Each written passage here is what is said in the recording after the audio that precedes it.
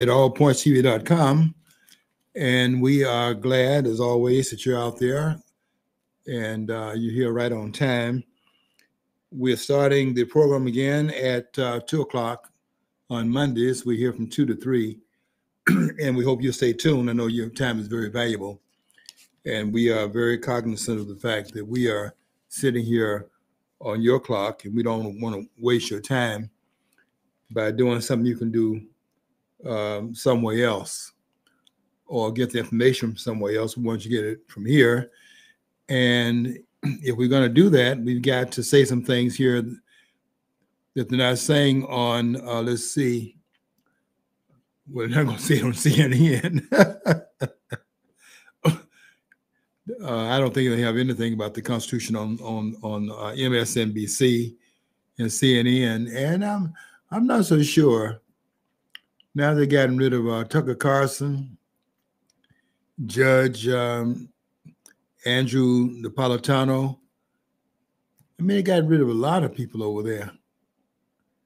And the only ones right now that even remotely seem to house anything about the rule of law in the country is really Newsmax. And anyway, we're going to say some things here today that hopefully will be of some enlightenment. And we try to say things. We don't try to say things that nobody else is saying. We just saying things that are grounded in the Constitution. And what I'm finding out is that grounding point is not so much. How do I say this without sounding like I'm being disrespectful?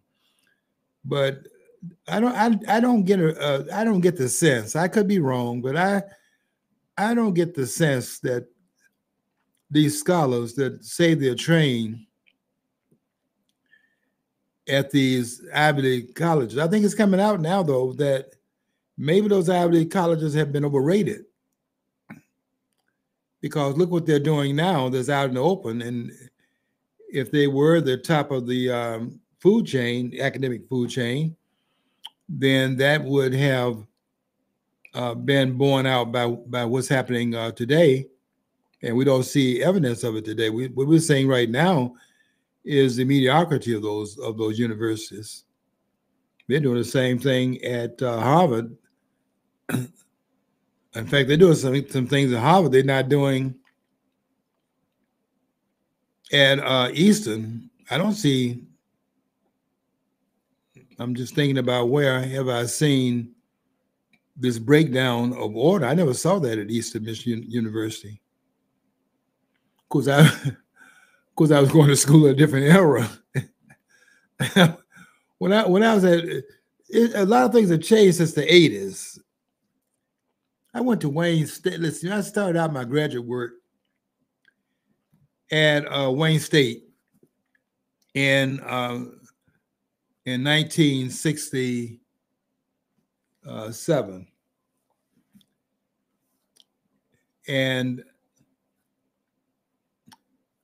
I'm just trying to think what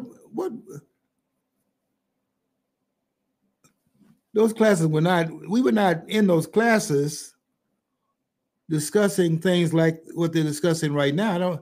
I don't think I would have stayed there in taking those classes if they were doing what I see them doing right now. And that's I don't think it's going on at Eastern, though. I don't think they have those kinds of, I thought that Eastern was a fairly it was liberalized school, but it's a very conservative. I would say it was a little on the conservative side from what I ran into at some of the others. When I taught at I won't call the university out because I don't know if they want to be identified. But when I taught at the university, one of them, and I taught at a number of them. Some were not universities, some were just colleges. But I would have students that tell me at one university told me that they were glad that they had an instructor that came from a more conservative position. They had figured out, I guess, the way what I was teaching, and my spin on it. Although I don't think it's spin, I think that my reporting of it, I thought my when I was in the classroom, I was like a lot like Dr. Walter Williams, at Georgetown. George Mason. At George Mason. I keep thinking about Georgetown. Liberal bastion. Yeah, that's right. Another one, another liberal bastion.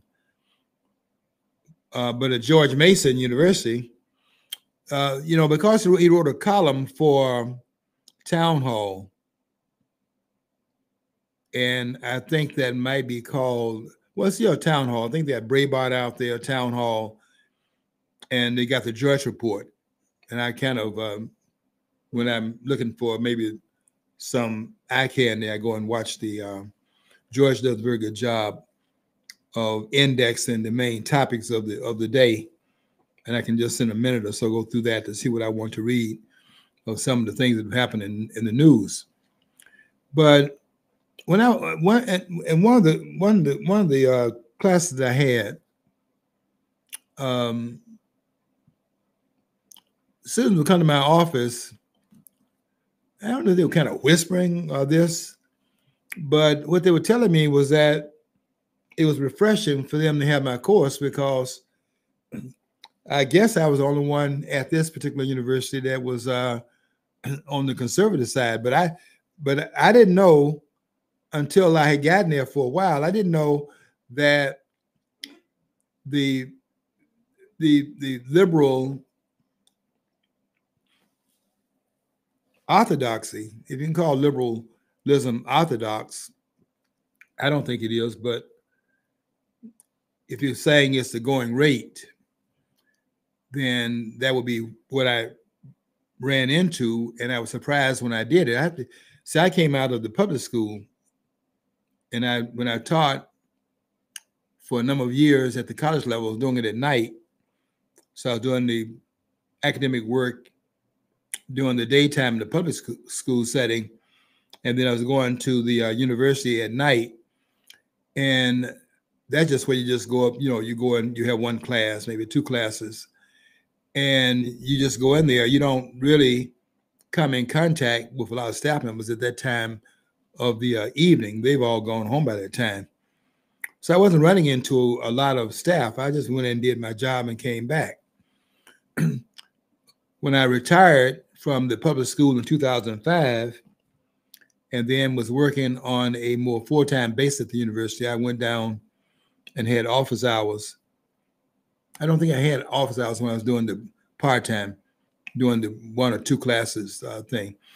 But when I retired from public school and then went down to the university and was doing more classes, I had office hours, and I was always amazed. I was hearing what the students were saying, but I wasn't getting what they were telling me in so many words, which is that they very seldom came into a contact with a professor that had what they gleaned was my political orientation. I guess it was coming through that I wasn't sound like the rest of the instructors were sounding in the classroom. And they would tell me that it was refreshing to have a class, and this is what they said, by a conservative instructor. Then it kind of jolted me and all of that, because I didn't know at that time, because it cannot be avoided now because there's so much out in the open.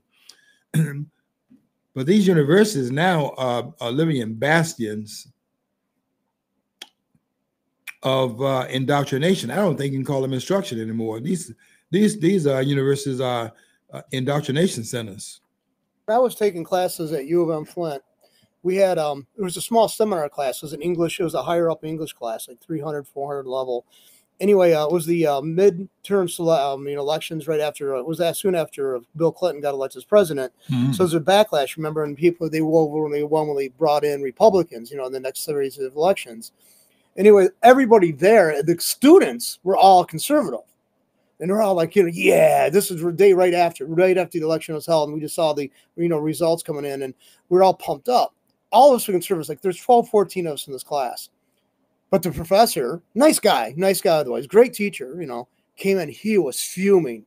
And everybody else was like saying, yeah, that's so. And he just went in, I can't believe that people had they threw a fit. They went and did this. I don't know what the country is coming to. And we just sat there and just like, and we went for break, we're all like saying, we don't have the heart to tell them we were actually happy with the result. So we just let it slide.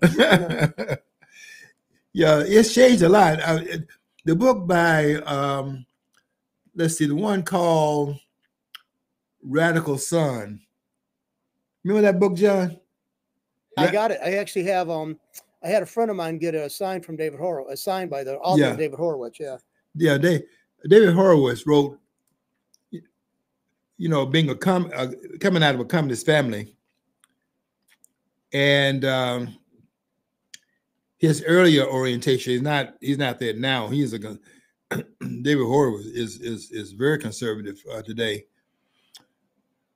but he wrote this really good book called Radical Son, and he was making a point, I think a very important point, that when the conservatives had the sway on the campus, their numbers were not in remission like they are now. I mean, it's hard to find a department that is full of conservatives. You can find one in some departments, you would raise your eyebrows, because they're not. What is happening is that the universities have, over time, replaced the conservative instructors, and they brought in leftist instructors, and they've been hiring in leftists over a period of time, and now that's what you're getting. You're getting a lot of that on these college campuses. I don't think there's one of the Ivy League schools that has avoided it. Columbia, and I know Dennis Prager is a graduate of Columbia University. I listen to him and what he says about what it was like when he was there going to school years ago, and to look at it now. And the same thing can be said about maybe all of the Ivy League schools, all of the Ivy League universities. They're not what they were back in that time period. And my undergraduate work was at a Presbyterian backed school. This was I remember having in the second year, the requirement was that you took 1 year of religion, and you took the Old Testament in the first semester, and in the second semester you took the New Testament, and every student was required to take that course for graduation. You were also required at that time, not today, they would not dare do it now, be looked at as imperialistic. But colleges had courses in the second year, I think it was, called Western Civilization. And that was I thought that was a very good class. But if you did that today, you'd have a problem on these college campuses to pull out Western Civ. You would have a problem, a backlash in the part of the student body that would, and even the staff probably, they would see that as trying to push Western indoctrination. And I think there's something to be said about going aboard with it, but there's no doubt about the fact that Western civilization has played a primary role in the development of humankind, and the contribution has been made here are singular in a lot of respects, although all parts of the world have made contributions. But I don't think any of them actually top, certainly in terms of things like freedom and Republican government and things of that sort, which starts out with with the Greeks and that heritage through the Greeks, through time, passing that down. This is what the West is known for. You can see the end of slavery because of Western thought. When it was practiced throughout the world, the West put a barrier up because it was colliding with Western thought. And just go throughout the Western writings and see one polemic after another dealing with that. In a way, it's a very different place today than it was when I was there. I finished my last degree was in 89, 90. And I had 2 degrees from Easton. And training, I have some training from all of them, quite frankly. And and I keep thinking to myself, what did I get out of most of them? It wasn't the instructors. I just felt I was above the training that was being offered in the classroom. I think I was above it in more respects.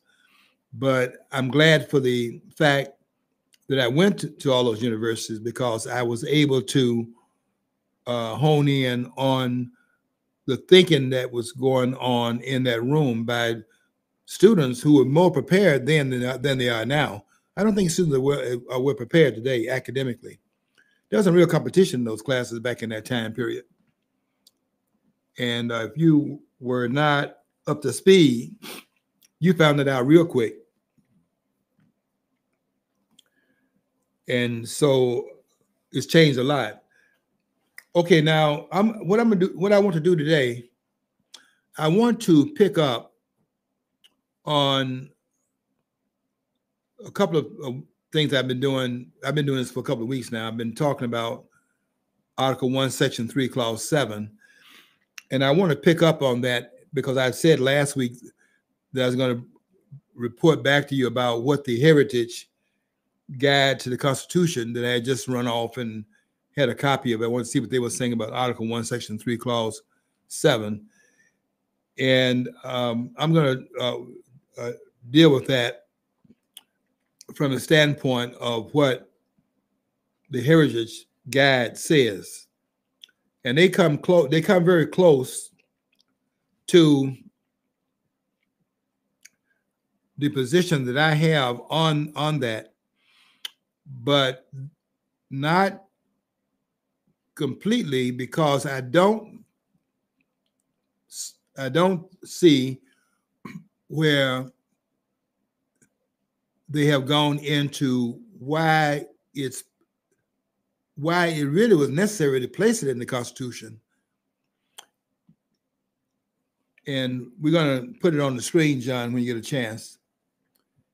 And we're going to talk about it's on there. It's on there. Article 1, Section 3, Clause 7. We're going to talk about why it is on why it was placed there as the last word in the impeachment process. And listen carefully here. I said the impeachment process because what a lot of the scholars have done, and I have said Alan Dershowitz makes this mistake, and that is confusing the process up with the application of the process. The impeachment process is in Article 1.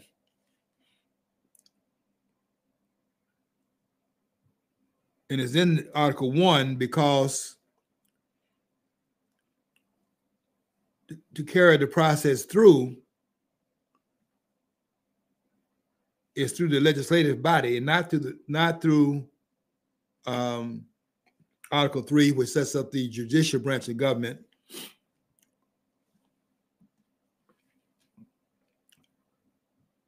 which has no role in impeachment, although if there is a violation of the Constitution in the application of the process,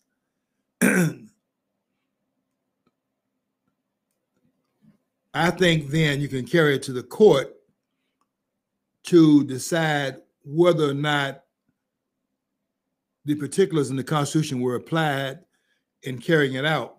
In fact, I can tell you this. That is what Andrew Johnson wanted to do. You know, Andrew Johnson had been told that because the Senate had to approve upon the cabinet members of the President of the United States, because they had to approve who would be in the president's cabinet, because the president appoints all of the officers of the federal government. All of them are appointed by the president.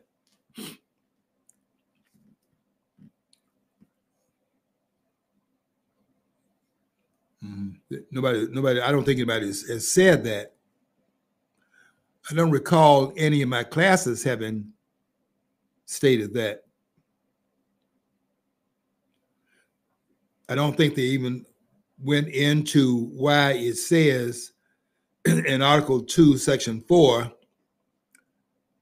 where it singles out president and vice president, and then it goes into all civil officers, where I said some years ago, it doesn't say all other civil officers. It doesn't say the president, the vice president, and all other civil officers of the United States. It says the president, vice president, and all civil officers of the United States,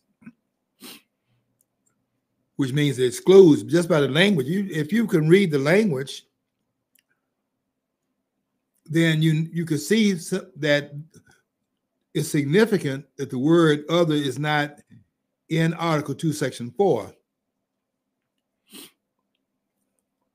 It doesn't say in all other civil officers, because the president and vice president are not civil officers of the United States. They are elected officers of the United States.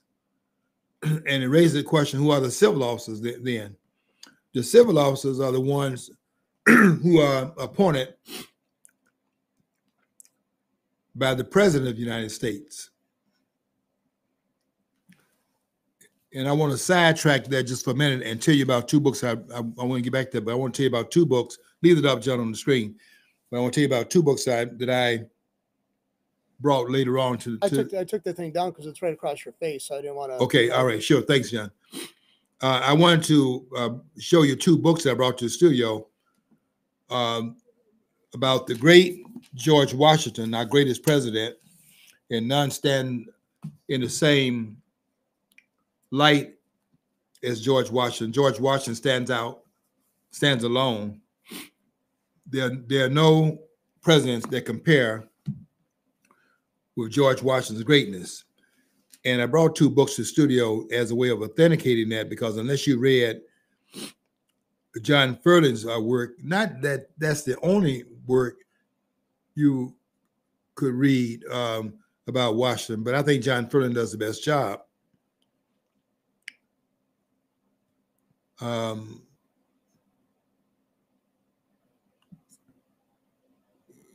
Chernoff has written a very good biography of Washington. But John Furland's two books, I brought two of his books here. One called The First of Men, A Life of George Washington.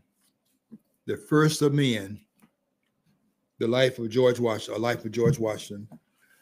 And then this book, also very, very enlightening. The Ascent, A-S-C-E-N-T, The Ascent of George Washington, the hidden political genius of an American icon. these two books. If you read these two books by Ferland and some other books too, that capture the essence of this greatness of George Washington, you won't be putting him, as some have, the third. Some have him as number 3, and I can tell what their thinking is. They have Abraham Lincoln number 1, and then they have Franklin Delano Roosevelt number 2, and they put George Washington number 3. And I can tell a lot about them by having them place Washington underneath Franklin Delano Roosevelt. That right there tells me everything I need to know, because that is total nonsense. It's really total nonsense to put Abraham Lincoln up there. But I know why they did it. Just like I know why they have these college campuses right now doing all this indoctrination. Those universities have changed, and they're no longer the bastions of learning that they once were. When I was there was some real learning going on in those classrooms. Now, in this area that I'm in, I can't say that I got a lot from that,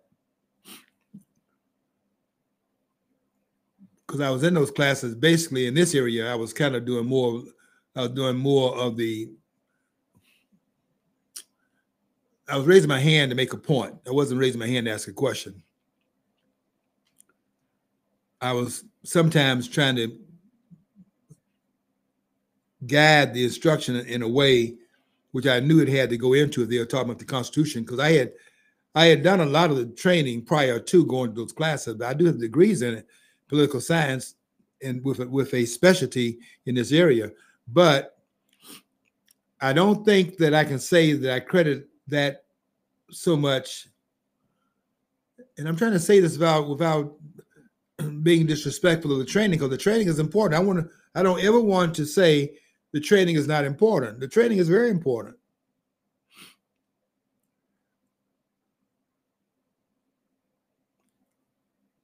But I think that the training, the formal training, is secondary to, in my case. I don't know how many other person would say this, but the formal training in my case was secondary to all the other training that comes out of a whole lot of work done before I got there. And I can tell that by the fact that I was raising questions in the classroom, not questions in the classroom, raising ways of looking at the information in the classroom that they were not considering when I was there. I put it that way. And I'm always interested in the other point of view, but I have not been instructed by that point of view that much. And so what I did last week, I didn't get a chance I hadn't read it before I came to the studio, so I said I was going to go into it today, the Heritage Guide to the Constitution, because I had asked my printer to run off Article 1, Section 3, Clause 7, and it ran off the whole thing. By the time I got to run off the whole document, the Heritage Guide to the Constitution, I had to run to the studio and be here on time to do the program. But I said I was going to read it and then come back and give you a report on what it says. I do want to put that back on the screen, John, and I want to hone in on what the Heritage says about that particular part of the document. The document says, judgment in cases of impeachment shall not extend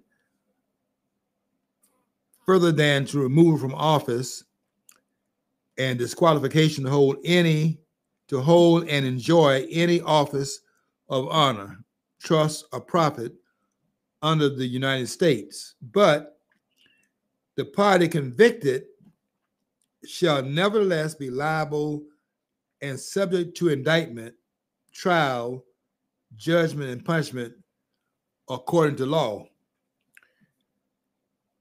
Now, here's what the Heritage says about that. The punishment for impeachment clause sets forth the scope and nature of the punishments that the Senate may impose in impeachment trials. I want to skip over that part. That's going a little off the mark here, so I'll skip over that part. It says it distinguishes impeachment. Well, I'll skip over that too.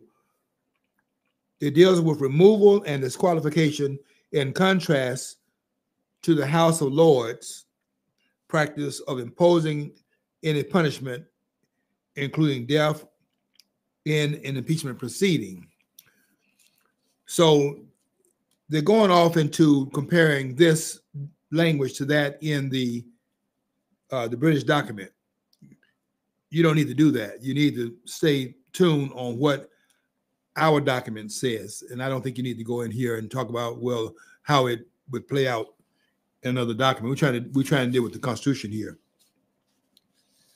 It says, since ratification for troublesome questions have arisen under the Article 1, Section 3, Clause 7 clause. The first was whether the Senate may impose the sanctions of removal and disqualification separately, and if so, how the Senate claims that it may impose these sanctions by separate votes. Now, I'm going to take an issue with that a little bit, because when it says here that whether you impose sanctions by separate votes, the word in the language is and.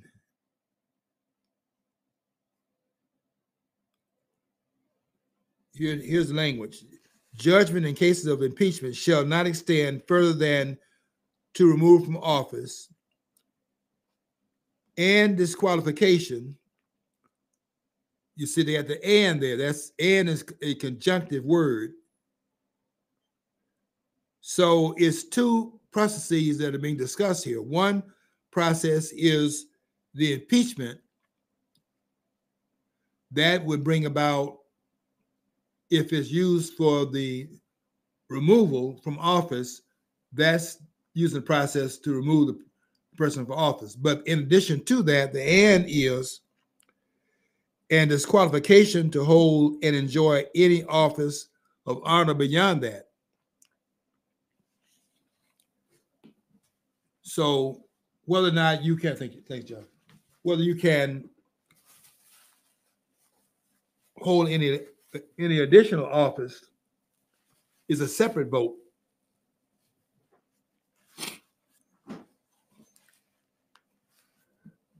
And that's to come back after you've done the impeachment and the removal.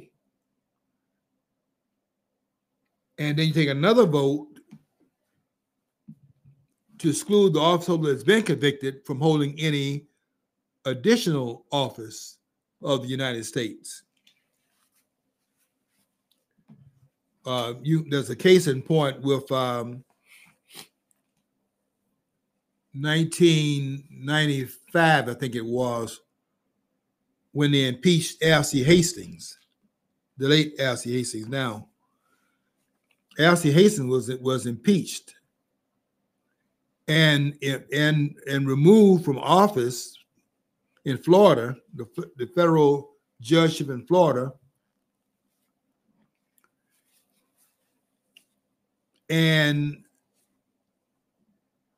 in removing him, they didn't come behind that and do what else could have been done based upon the conviction that was brought about in this case, and that was to then come back and take another vote this vote would be a lower barred vote.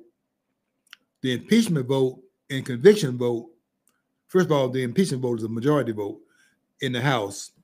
The conviction vote is a 2/3 vote because it's about removal of an office holder. So then that's a supermajority vote. Once you've done that by a 2/3 vote in the Senate, we're talking about the removal of the office holder, the federal office holder in this case. When the office holder is removed by a 2/3 vote in the Senate, that would be through the voice of the states at that point, up until 1913, with the 17th Amendment. Don't forget now, the senators are no longer representatives of the states. That's a big problem. Never intended by the framers.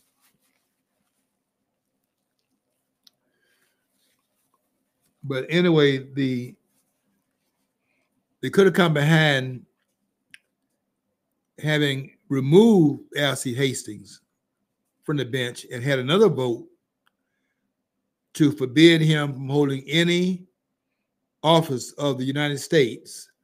And they failed to do that, never thinking he would come back and run in the body that had done the impeachment.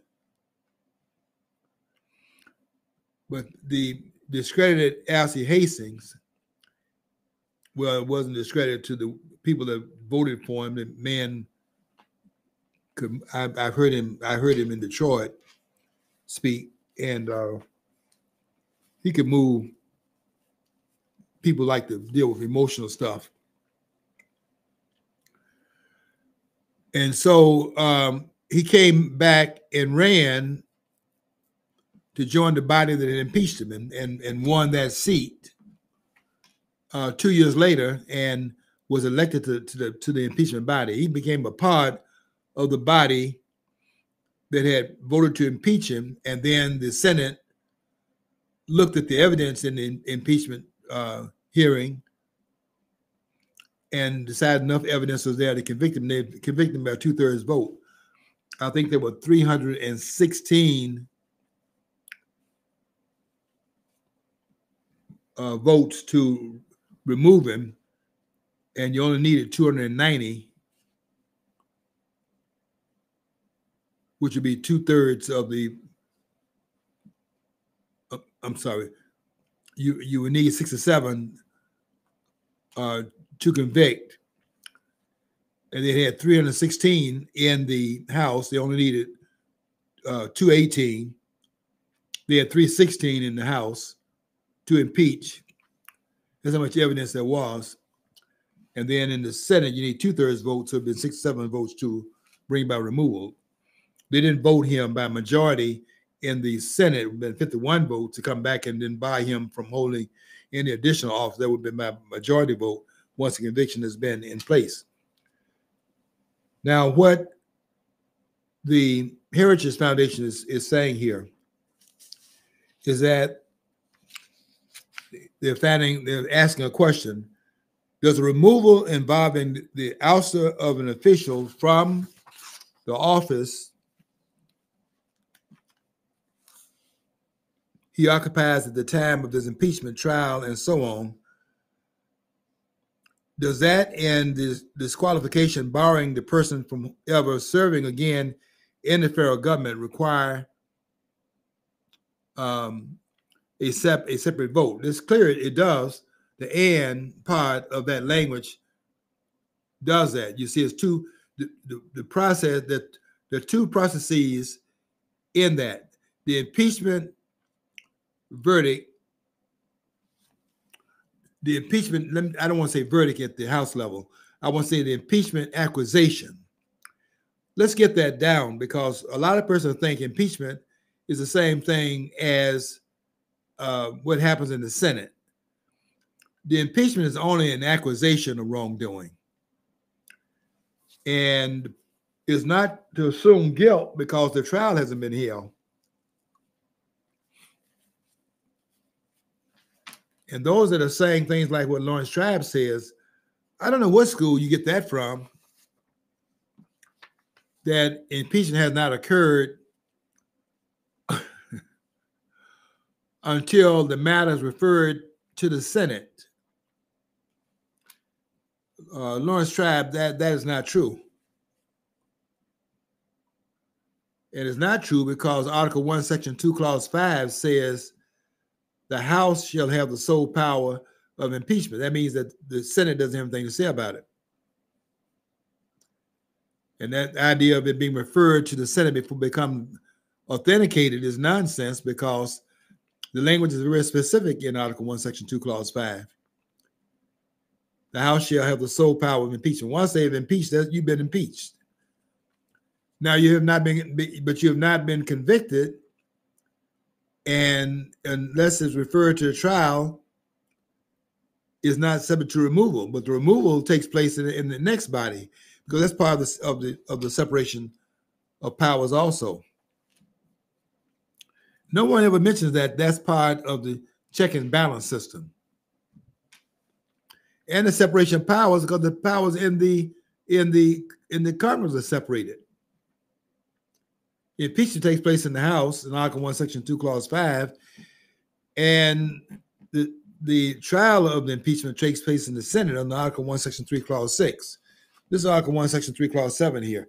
And one of the problems is that they're saying it raised is whether or not you need a separate verdict. Now, to bring about you can't run again, do you need to have a vote on that? Yeah, you have to have a vote on that as well. You cannot assume because of the impeachment and the conviction that it precludes running again. You have to have another vote upon that. But unless you have brought about conviction, you cannot bring a vote of exclusion. It requires conviction in order to bring that about. And I'll raise another question here. One that I notice here that the heritage does not deal with, and that question is, can a president be brought to trial for what he does when he's president if he has not been convicted in the Senate? And I'm talking about for what he did while he was president of the United States, because once the president leaves office, he's no longer subject to the impeachment part of the process. He is subject to conviction if the impeachment took place before he left office. But once he leaves office, the impeachment is therefore a moot point, M-O-O-T, a moot point. You can't bring impeachment up once the president has left office. You can carry the trial forward, and that's what they try to do on the 13th of January, 2021, when they impeached Donald Trump a second time. And they did that because what they were trying to do, because they realized they had not injured him enough to keep him out of office in the future. And so they came back for another impeachment right before he left office. And they impeached him a second time on the 13th of January, 7 days before he's supposed to vacate the office. Now, if you notice, the trial went forward beyond that point. But if they had not done the impeachment prior to him leaving office, they could never have brought the process to bear once he had left. Now, the question I'm raising is this question. Not raised by the heritage, but I think if they think about this, they would, from what I'm reading here, I think they would agree with me on this. But if they don't agree, that it doesn't matter. Because if you disagree at your own peril.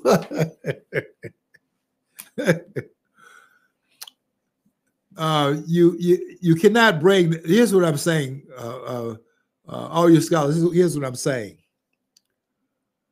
I know none of you are raising this. I don't know why you're so quiet about this, because you should be out here speaking out about what they're doing.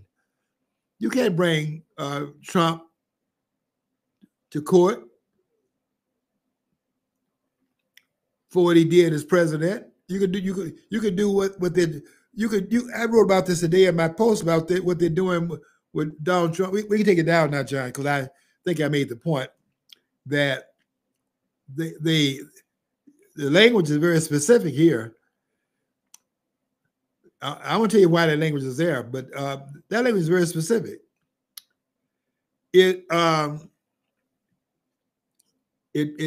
What it does, it cures the impeachment process, so that after you talk about the process part of it, which is Article 1, Section 2, Clause 5, and Article 1, Section 3, Clause 6.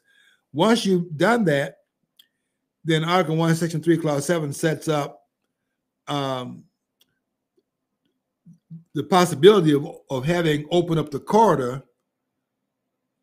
to bring the president into compliance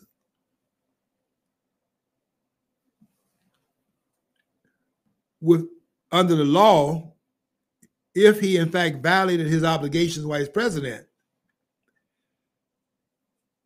What Article 1, Section 3, Clause 7 does is that it removes, as I said before, there's a hedge around the three branches of government. Article 1, Article 2, Article 3 sets up different branches of government. I think it's I'm listening to you, obviously, because I'm the producer, but you know, it's kind of, you were talking earlier about the radicalization basically of the college campuses since you started. Okay. And also you bring in this stuff of the Constitution, you know, the points of the Constitution and what, you know, clarifying it.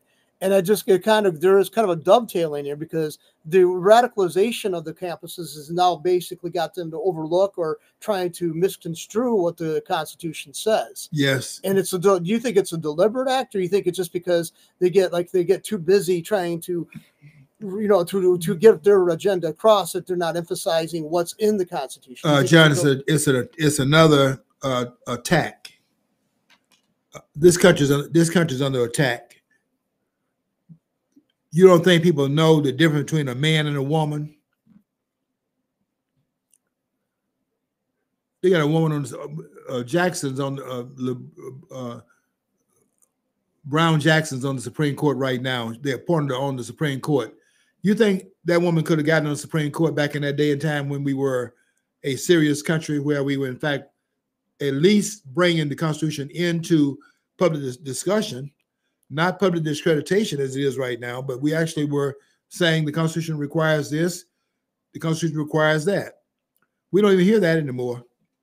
What she said, she couldn't actually attest, you know, or state clearly what male or femaleness was. I didn't know that was a realm of only experts had to be able to weigh in on. I thought it was years ago when I was growing up, it was something we could just, you know, take a look at and say, take for granted. Take for granted. I mean, and I think that is part of the radicals, the whole agenda is trying to peel apart, destroy all the roots entirely. That's what they're doing. Basis. Yeah, that's what they're doing. You hit the nail on the head. That's what they're doing. They're making us question our values, question our traditions. Very Nietzschean, by the way. I don't know if you know that, but yeah, it's very you're right, John. Yeah. You're exactly right. They want us to question it, so as to when they put the final nail in, which they're trying to put the final nail in the coffin of the country's founding, so as to go after it and to take it out of that which was traditionally put in place and put something else in its place. There are people in this country that really don't like this country, and these are attacks, very subtle in some cases, but these are attacks against the United States of America. Is an attack against the framers. It's an attack among the framers when you put Abraham Lincoln as the greatest president this country's had. He's actually, if you wanted to look at strictly constitutional standards, he was a tyrant. I mean, he was a tyrant. He suspended the writ of habeas corpus. He destroyed the First Amendment. I mean, he did everything you're not supposed to do. But and now some people would argue he had to do that because of the crucial time that was in.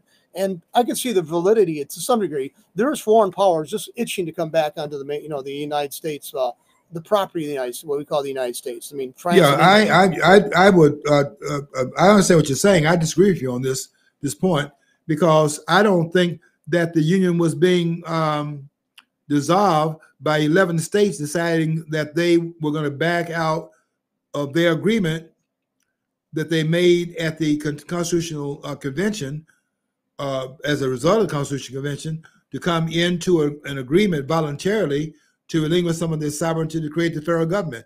When it behooved them to do otherwise, they had the right to retract that and go a different way than what they had decided to do, since they voluntarily did at the outset.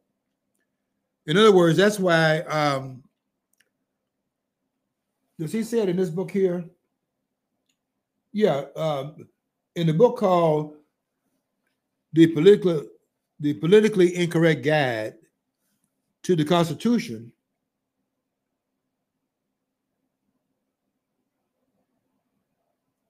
I think that Guzman does make the point.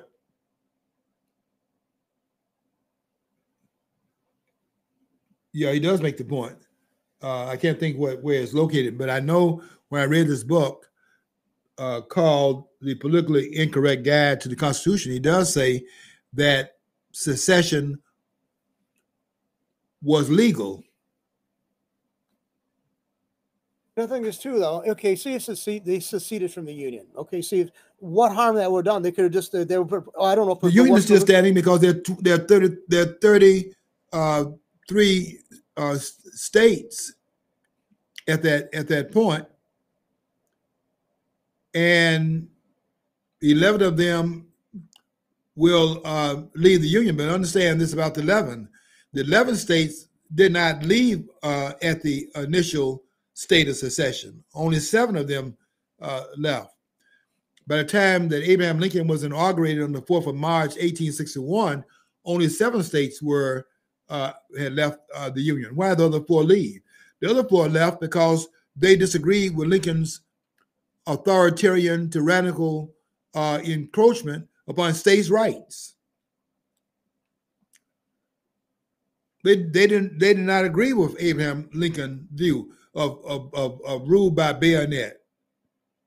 You're going to force them back under the military force back into a union. How is that government of the people, by the people, for the people? And they just disagreed with that, and they came out to join those 4 states. I would say, looking back, what I know about Lincoln and his, for trying to protect the currency of the United States and my monetary system of the United States, he set the stage. Later on, was further polished off by Winston Churchill, FDR, and the other ones. Yes, John, you're right. He started dismantling it. Yes, John. Lincoln. People don't like me saying this, but I've been saying this for a long time now. Lincoln was one of the most dangerous persons that was placed in the United States presidency. I know that doesn't play well with these scholars. These scholars can't look. I'm telling you something here. We have a constitution for a reason. You can't make these abrogations in the Constitution and say that the Constitution is the law of the land and then don't follow the document. I have the same argument with these scholars who have no problem with when now 13 states have now codified in their law. Abortion is codified in the law, constitutional law, in 13 states. I think it's 13 states now. Now, let me read this to you. If you don't think that's a problem, let me read this to you, and you tell me how you do that based upon the foundation of the foundation documents of this country. I'm going to read to you. I can quote it, but I would much rather read it. This is the Declaration of Independence.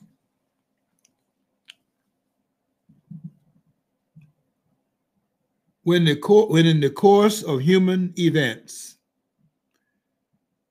it becomes necessary for one people,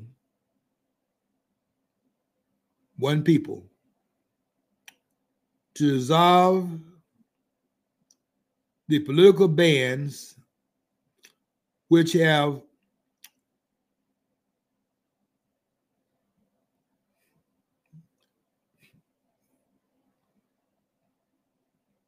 and that word, I don't have my glasses here, but commended them that have combined them with another. They've been combined together as one. Have connected them with another, and to assume among the powers of the earth the separate and equal station to which the laws of nature and of nature's God entitle them. A decent respect, this part, to the opinions of mankind requires that they should declare their causes which impel them to the separation. And then this part right here. We hold these truths to be self-evident, that all men are created equal, that they are endowed by their Creator with certain inalienable rights, among which are life, liberty, and the pursuit of happiness. The question is this: if we agree that those are inalienable rights,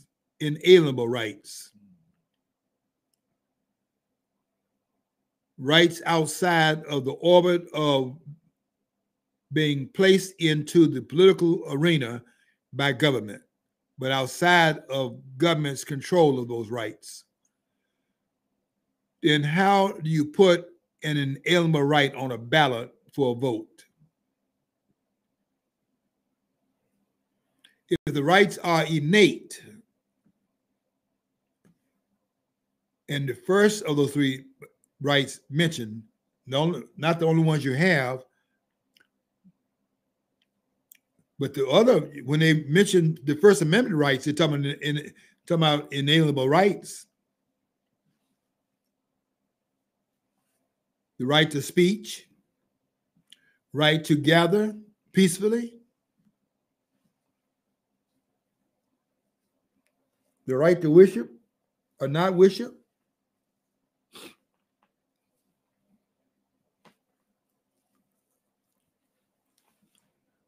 those are inalienable rights. So should we put the other rights to a vote as well? He says life, liberty, and the pursuit of happiness. Should we put your right to vote, your right to happiness? Should we submit that to a vote? He mentioned liberty. Can we vote upon that? Can you vote liberty away as an inalienable right?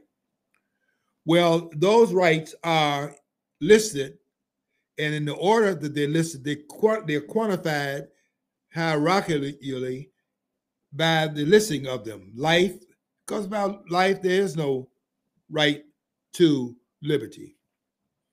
No right to happiness. There's no happiness to be had. So the inalienable rights, life, liberty, and the pursuit of happiness. You see, we are violating the Constitution and the idea of the tradition of the country by putting a vote on the ballot of what are inalienable rights. You don't even think about that, but I think about it because as a constitutional scholar, And I'm claiming that because I don't know if I have anybody. I've been to those, I have been in those university classrooms. And I have the degrees that they have. And I'm telling you that I have not found in my training and beyond my training, and what I'm listening to in these scholars on TV, I don't find what they're saying to be accurate. You just can't say some of the things they're saying. And to me, to be saying what they're saying and be saying it in public is disrespectful of the framers of the country. This was very specific stuff they put in place. You can't come behind them and be saying things like impeachment requires treason, bribery, and other high crimes and misdemeanors. Where is that found in the Constitution?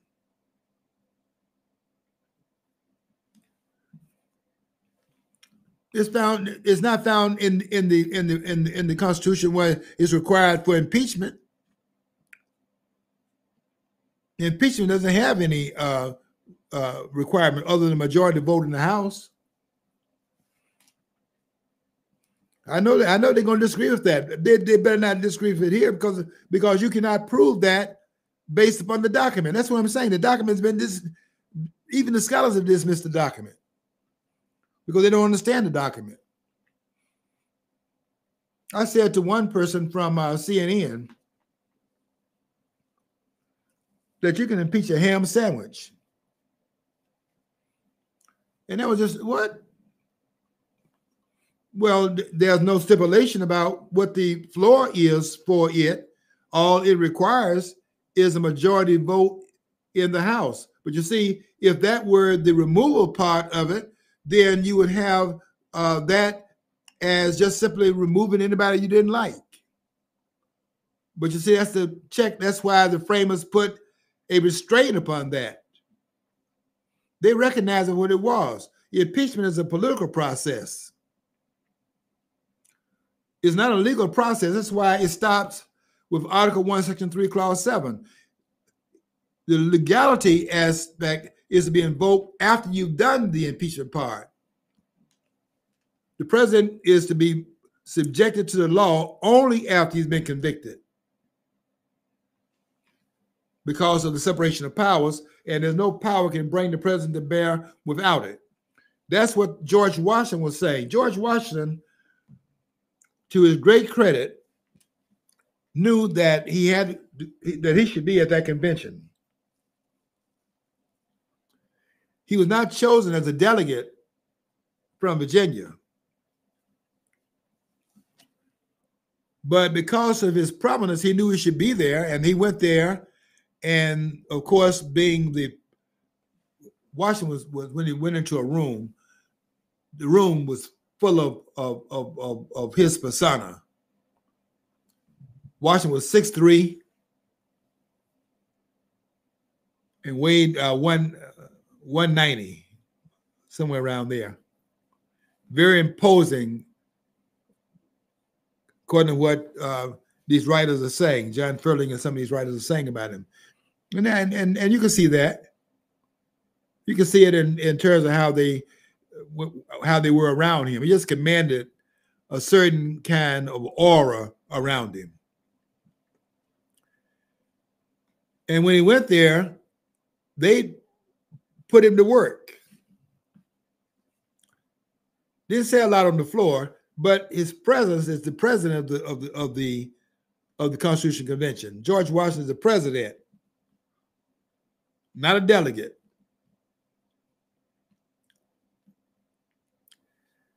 And when they tried to impose upon him as the president some things that he knew they could not do, he had listened to all the discussions in that room.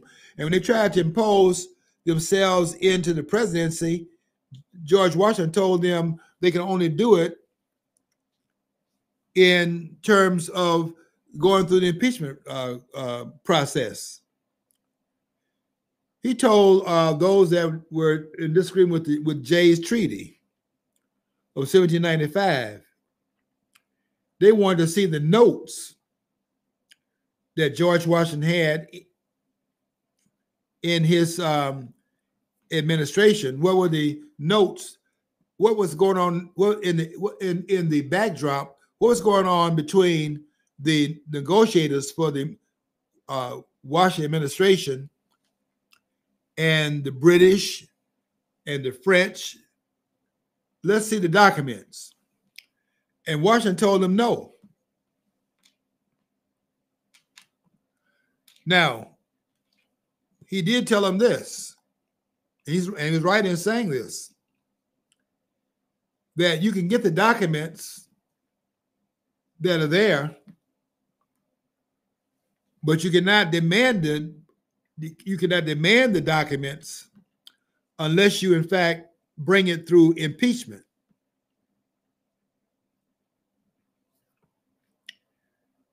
Because you see what the framers were doing here is that they knew that nobody should be above the law. But when you put these corridors of power in place and don't have a way of penetrating that, then that power can go out of control without it being brought to account.